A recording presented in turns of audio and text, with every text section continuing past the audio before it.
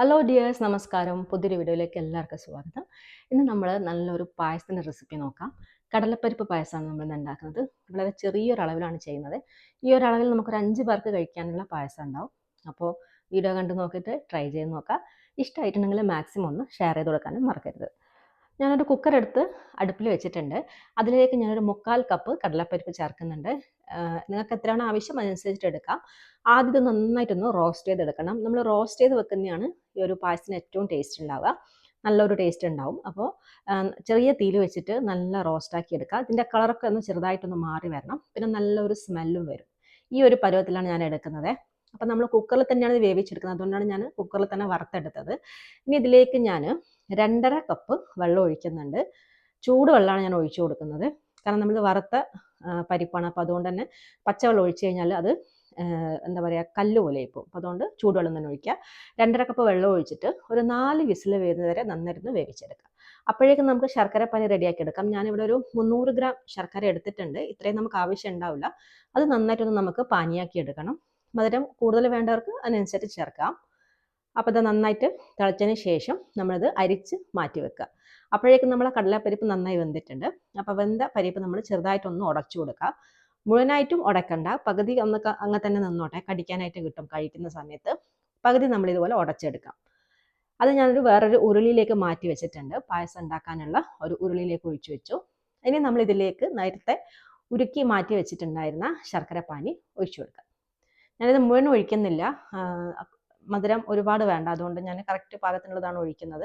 ഓരോരുത്തരുടെ മധുരത്തിനനുസരിച്ചിട്ട് വേണം മധുരം ചേർക്കാൻ വേണ്ടിയിട്ട്.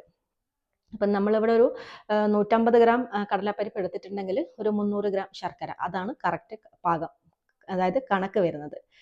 അപ്പം നമ്മൾ ശർക്കരപ്പാനി ഒഴിച്ചു. ഇനി ഇത് നന്നായിട്ടൊന്ന് വരട്ടിയെടുക്കണം. ഈ വെള്ളമൊക്കെ വറ്റി ആ ഒരു ശർക്കരപ്പാനിയും കടലപ്പരിപ്പും കൂടെ നന്നായി യോജിച്ച് നല്ല തിക്കായിട്ട് വരും. ആ ഒരു സമയത്താണ് നമ്മൾ തേങ്ങാപ്പാൽ ചേർക്കുന്നത്.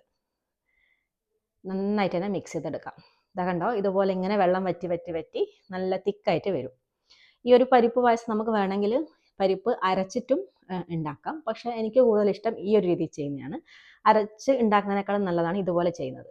അപ്പം നന്നായിട്ട് വരണ്ട് വന്നതിന് ശേഷം അതിലേക്ക് നമുക്കൊരു 1/4 ടീസ്പൂൺ നെയ്യ് ചേർത്ത് കൊടുക്കുന്നുണ്ട്. ഇത് ഓപ്ഷണലാണ്, നിങ്ങൾക്ക് ഇഷ്ടമുണ്ടെങ്കിൽ ചേർത്താൽ മതി.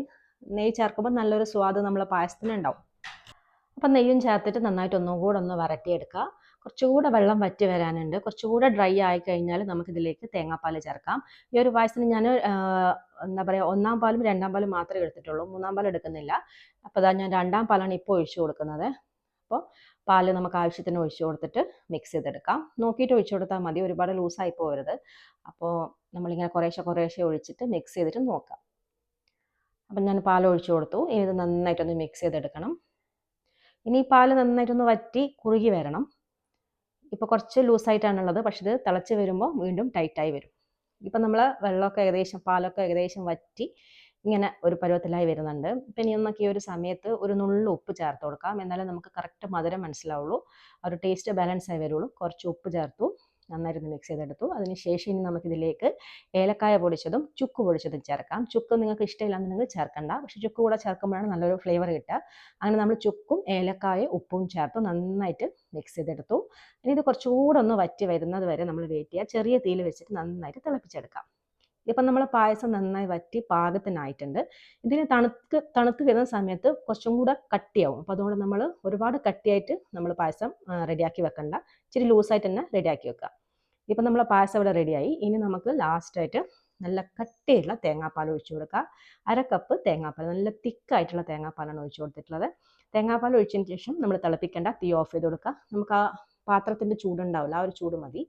പ്രത്യേകിച്ച് ഉരുളിയൊക്കെ ആകുമ്പോൾ നല്ല ചൂടുണ്ടാവും കുറേ സമയത്തേക്ക്. അപ്പം നമുക്ക് പിന്നെ കത്തിക്കേണ്ട ആവശ്യമില്ല, ആ ചൂട് തന്നെ കിടന്നങ്ങ് മിക്സായി വന്നോളൂ. തേങ്ങാപ്പാൽ ഒഴിച്ചിട്ട് ഇതുപോലെ നന്നായിട്ട് അങ്ങ് മിക്സ് ചെയ്തെടുക്കുക. ഇത്രയേ ഉള്ളൂ. ഇനി നമുക്കിതൊന്ന് താളിച്ചിട്ടാൽ മതി. അപ്പോൾ ഇത് നന്നായിട്ട് ഞാൻ യോജിപ്പിച്ചെടുത്തിട്ടുണ്ട്. നിങ്ങൾക്ക് താളിക്കുന്ന സമയത്ത് അണ്ടിപ്പരിപ്പ്, മുന്തിരി, തേങ്ങാക്കൊത്തൊക്കെ ചേർക്കാം. ഞാനിവിടെ ഇപ്പോൾ തേങ്ങാക്കൊത്ത് മാത്രമേ ചേർക്കുന്നുള്ളൂ. അപ്പോൾ അതാണ് ഞാൻ നെയ്യിൽ വറുത്ത് വെച്ചിട്ടുണ്ട്, അത് നമുക്ക് പായസത്തിലേക്ക് ചേർത്ത് കൊടുക്കാം. അപ്പം നമ്മൾ അടിപൊളിയായിട്ടുള്ള കടലപ്പരിപ്പ് പായസം റെഡി. പലരും പല രീതിയിൽ ചെയ്യും. ഏറ്റവും ഈസി ആയിട്ടുള്ളൊരു മെത്തേഡാണ് ഞാൻ കാണിക്കുന്നത്, നല്ല ടേസ്റ്റുമാണ്. അപ്പോൾ അതാ ഇതൊന്ന് നമുക്ക് അടച്ചു വെച്ചിട്ട് ഒരു 10-20 മിനിറ്റ് കഴിഞ്ഞതിന് ശേഷം മിക്സ് ചെയ്ത് കഴിക്കുന്നതായിരിക്കും നല്ലത്. അപ്പോൾ ഒരു 20 മിനിറ്റിന് ശേഷം ഞാനിത് നന്നായിട്ട് മിക്സ് ചെയ്തെടുക്കുന്നുണ്ട്. നല്ല അടിപൊളിയായിട്ടുള്ള കടലപ്പരിപ്പ് പായസമാണ്. എല്ലാവരും ട്രൈ ചെയ്ത് നോക്കാം. മറ്റൊരു നല്ലൊരു വീഡിയോ ആയിട്ട് വീണ്ടും കാണാം. അതുവരെ നന്ദി, നമസ്കാരം. Thank you.